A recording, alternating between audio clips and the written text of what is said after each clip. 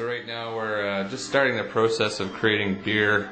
We've got our fermenter here and all of the necessary equipment, including a hydrometer kind of floating in the middle there. And that's all just disinfecting and a little bit of bleach right now. So we have a clean process at the start. So this is our other part of the equipment. These are the bottles that came all out of that conveniently packed box.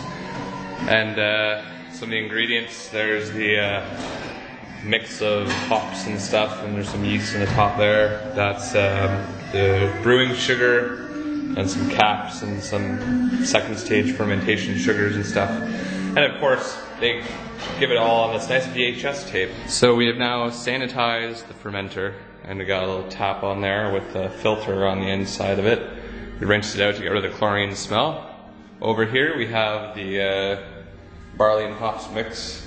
We're just sort of softening it up in some hot water, and we're boiling some hot water to mix it all together with the sugar, which will all dissolve in the fermenter in a couple minutes. Good. Alright, so here's the malt hop concentrate going into the keg, or rather the fermenter, sorry.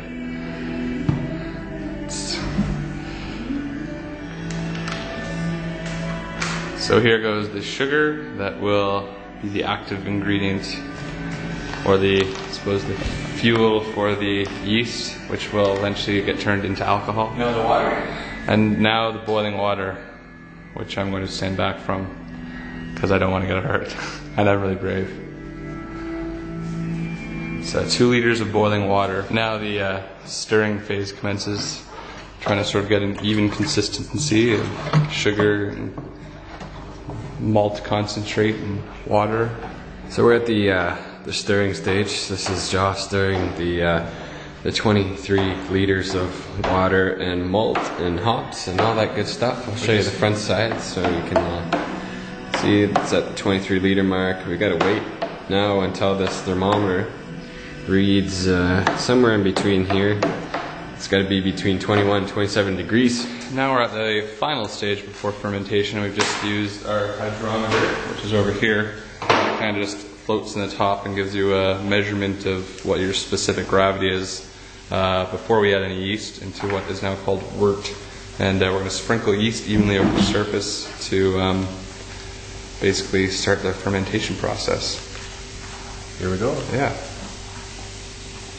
This gets sealed for anywhere between 4 to 7 days, and then it will be ready to be bottled, and we'll commence filming then. We'll have to measure the gravity every day, of course, to see when fermentation stops. Hey Rob, did you want to explain what you're doing?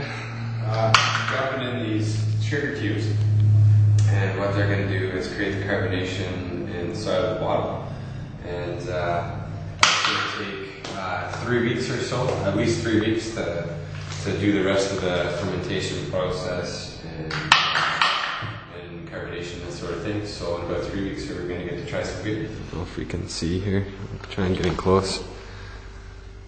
As you can see, we have this little mechanism where you just push on it and it fills up. It's been 2 weeks. We've actually made a second batch in that time, but this top batch here is ready now. It's the lager batch. We've frozen some of it in the fridge, as you can see, so we've got some cold beer ready to be drank. Actually about 2 weeks earlier than it should be, but we're going to try it anyways. It should be done fermenting, so here it goes. Made the nice. Yeah, this is good. Carbonation is present. Smells alright. Smells like beer. Got some head to it. It's good. Head retention is good. Everyone likes a little head. Look at that golden. Actually, it's a lot clearer than I expected. Yeah. All right. Cheers, bro. Cheers. Here goes nothing.